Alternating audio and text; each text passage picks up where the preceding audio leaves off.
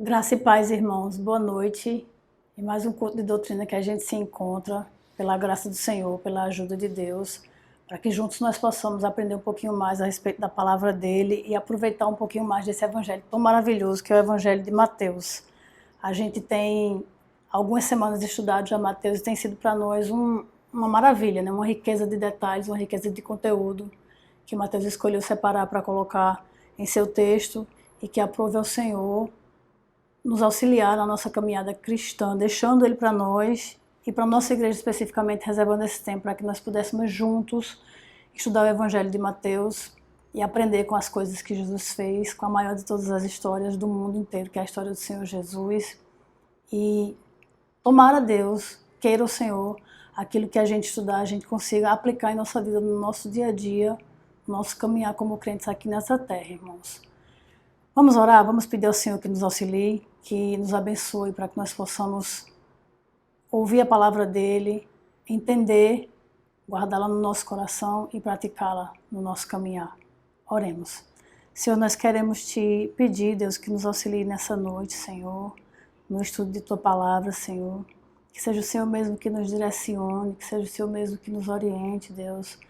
Ajuda-nos, ó Espírito Santo, a entender, Senhor, a falar, Deus, de modo claro, Deus, a guardar, Senhor, as coisas que o Senhor ministrar no nosso coração, Senhor, e ajuda-nos a lembrar, Deus, para que nós possamos praticá-las no nosso caminhar, Deus. Abençoe essa igreja, Senhor, fala conosco através de Tua voz e ajuda-nos a nos tornar praticantes de Tua palavra, Senhor. Que nós percamos o costume de apenas ouvir e despertemos, Senhor, para que nós possamos agir em prol do Teu reino, Senhor, para a glória do Teu santo nome.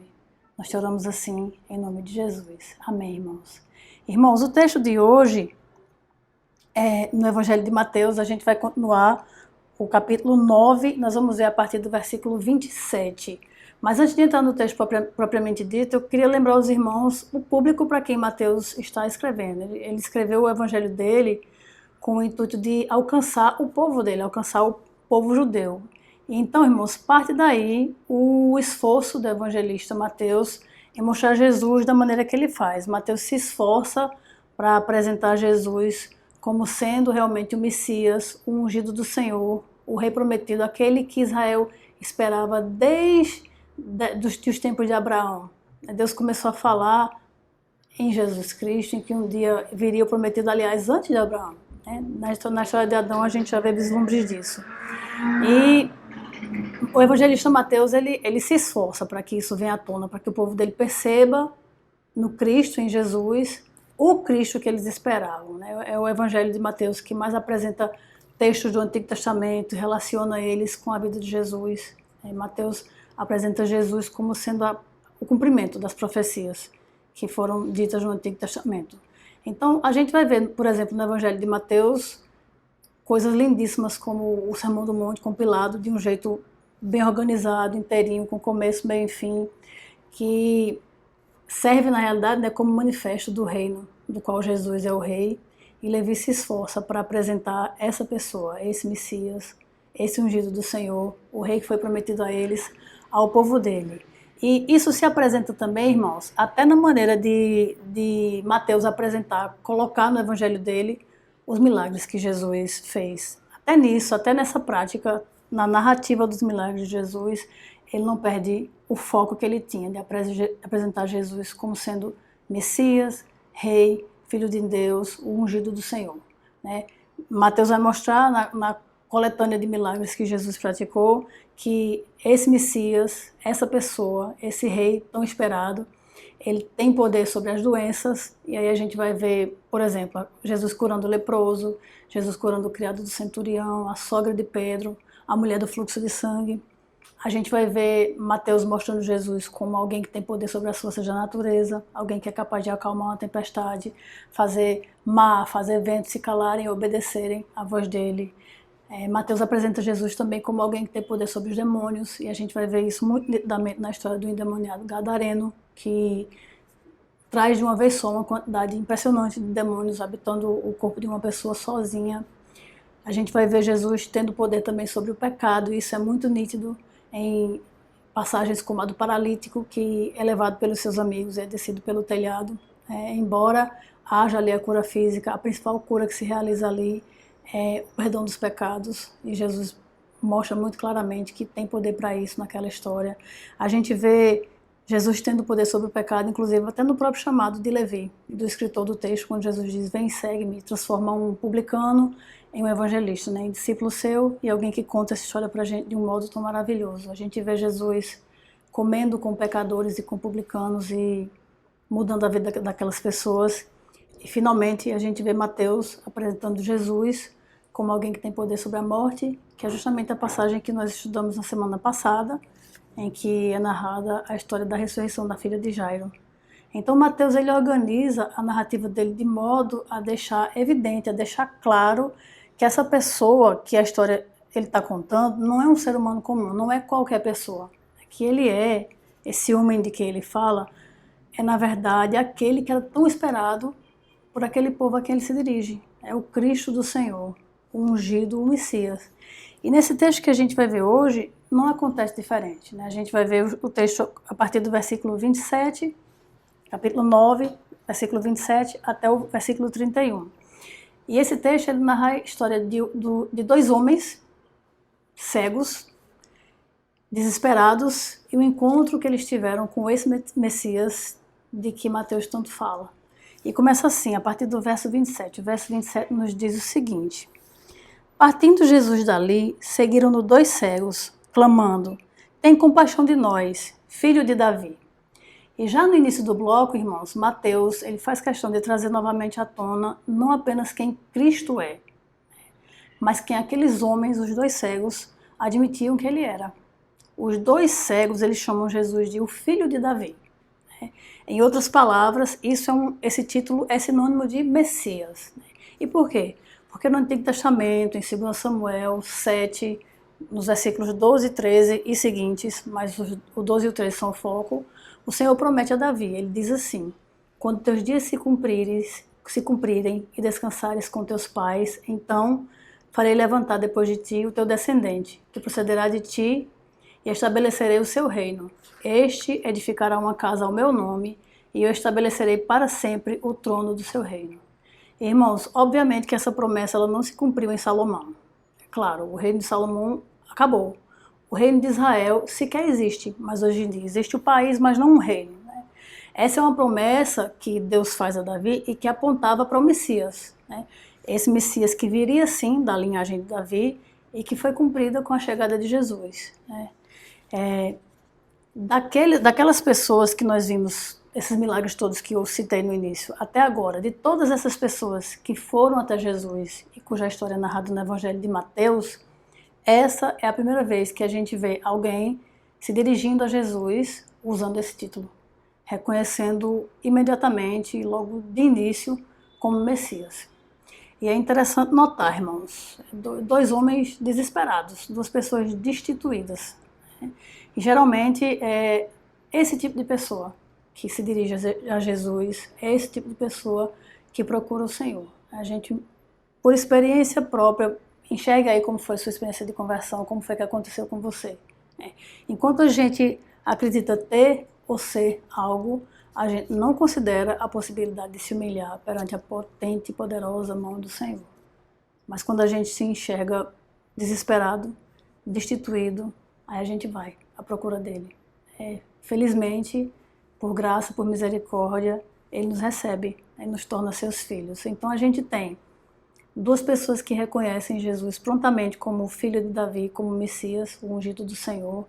Essas duas pessoas são dois homens desesperados, dois homens que a vida juntou numa situação comum, eles dividiam a mesma tragédia, dois homens que eram incapazes de ver a Jesus, de enxergá-lo com seus olhos carnais, mas que eram capazes de crer e declarar que assim faziam, que criam no Senhor Jesus.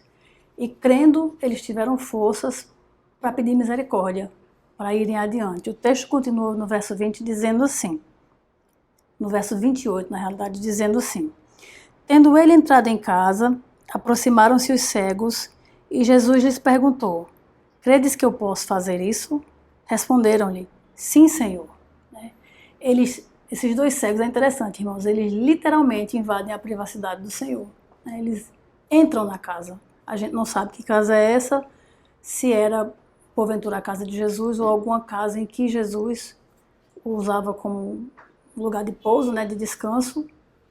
Alguns dizem que provavelmente era a casa de Pedro, mas a gente não tem certeza.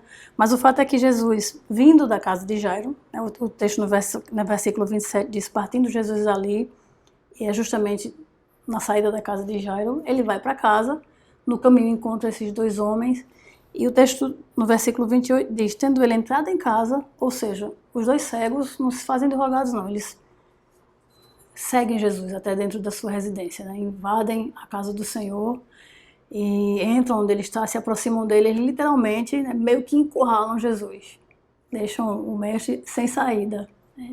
E eles não ouvem uma palavra de rejeição do Senhor, pelo contrário, eles ouvem de Jesus uma simples pergunta: credes que eu posso fazer isso? E vale salientar, é importante salientar, irmãos, que a pergunta de Jesus não foi feita porque o milagre dependesse da fé deles para ser realizado. A gente já sabe que Deus ele não depende de coisa alguma para fazer o que quer que ele deseje. Deus é autossuficiente, ele faz o que ele quer.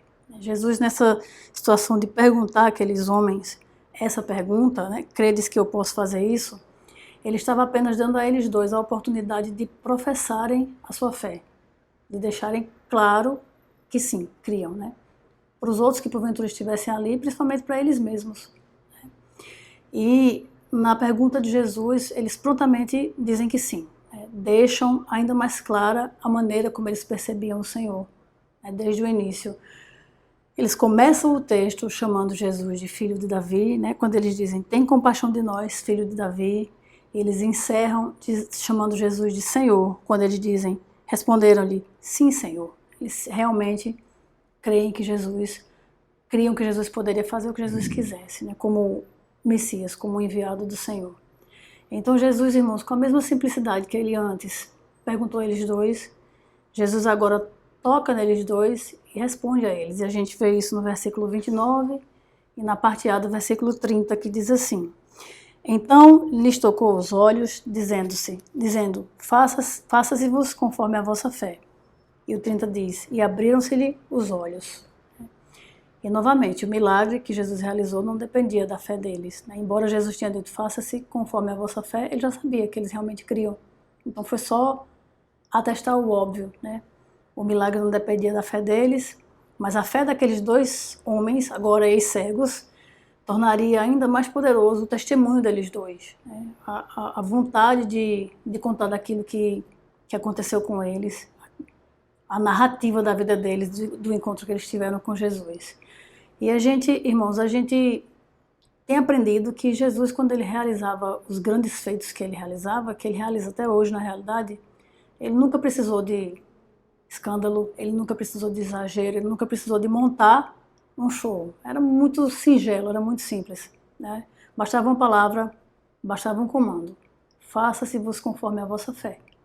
E os olhos daqueles homens eles foram abertos, e o mal se desfez, e onde houve escuridão, antes onde não havia possibilidade de enxergar nada, agora havia luz.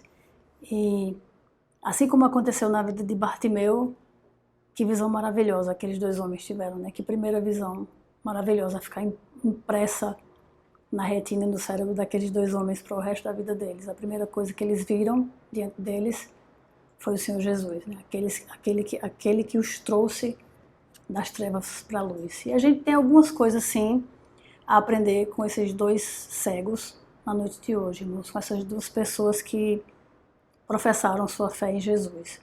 A primeira lição que a gente aprende com esse texto, com a postura desses dois homens, é a seguinte, que nós, como eles fizeram, venhamos a reconhecer quem é o nosso Senhor. Eles não se fizeram de rogados, eles não se fizeram de desentendidos e eles não foram descrentes.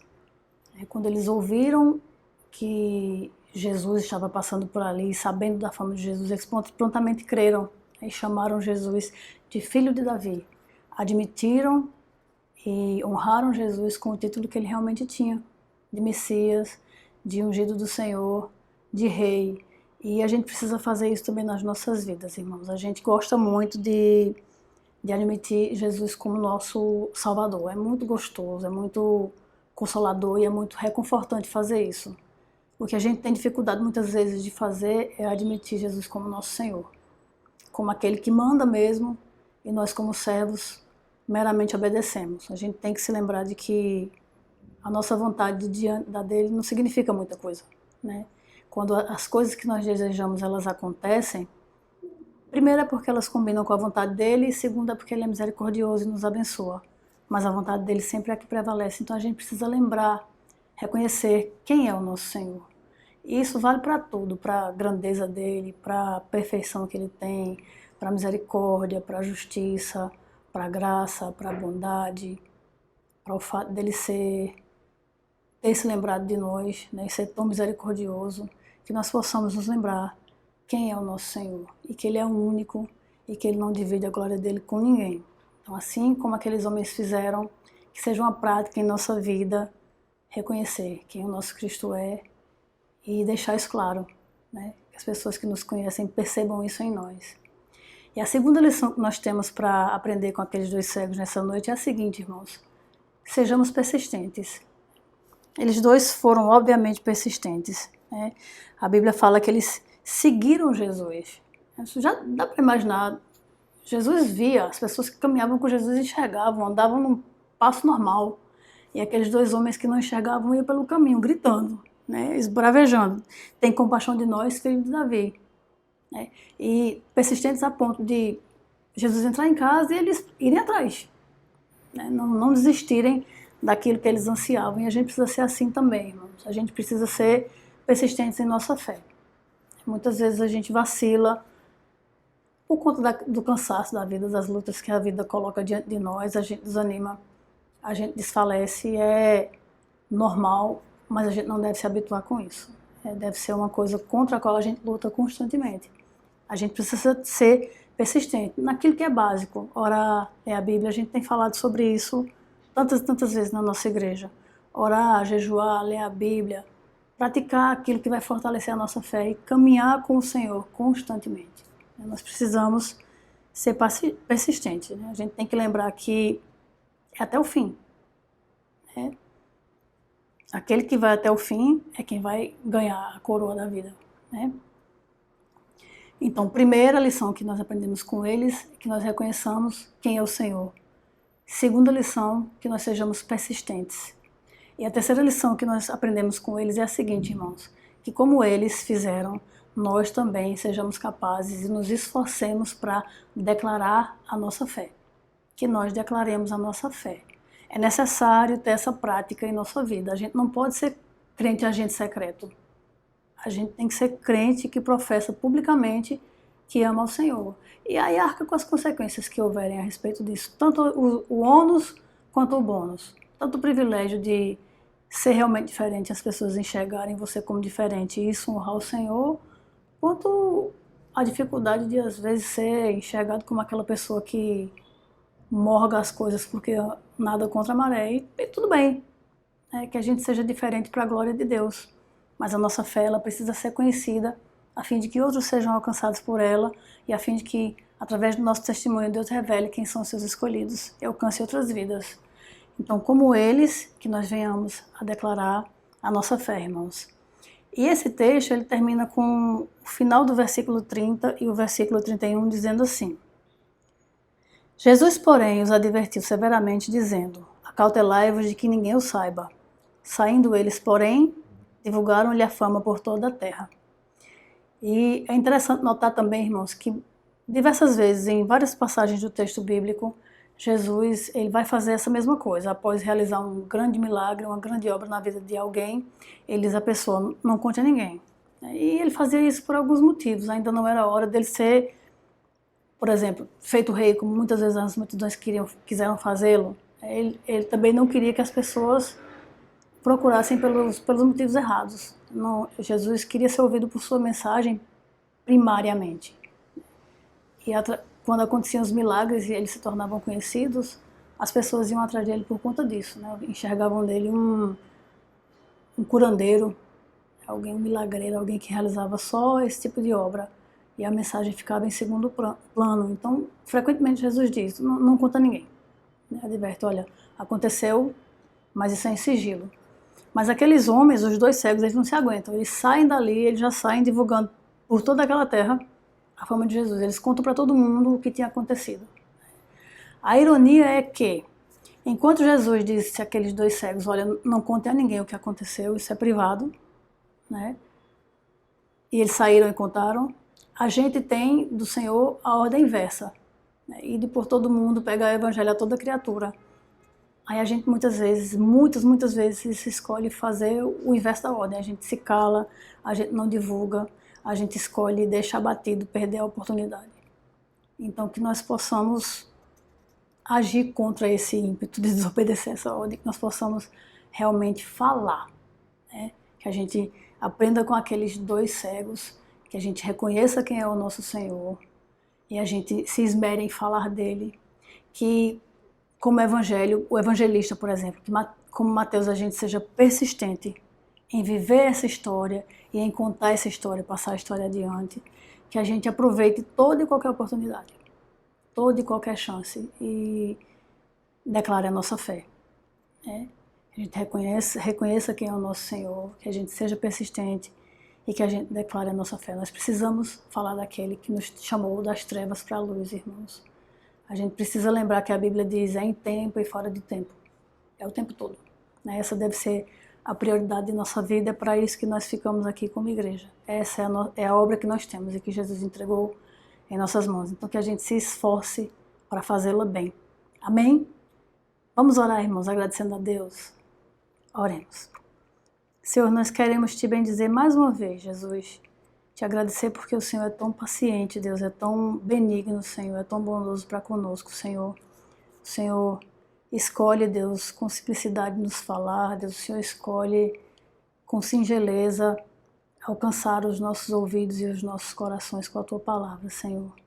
Que ela venha frutificar em nossa vida, Senhor, e que o fruto redunde em glória, Senhor, redunde em louvor para o Teu nome, Senhor. Que nós possamos honrar ao Senhor onde quer que nós estivermos, com o que quer que nós fizermos, Deus, e que nós possamos aplicar aquilo que nós ouvimos nessa noite, Senhor, à nossa vida.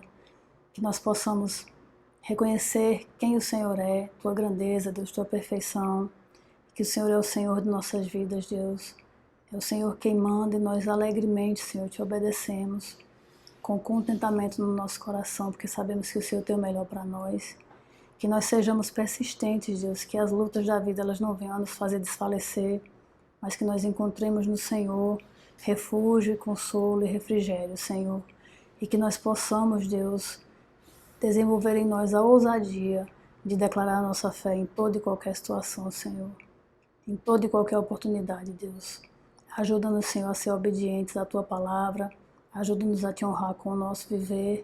Nós Te agradecemos pela Tua bondade e Te oramos assim, em nome de Jesus. Amém, irmãos. Que Deus abençoe vocês. Fiquem na paz.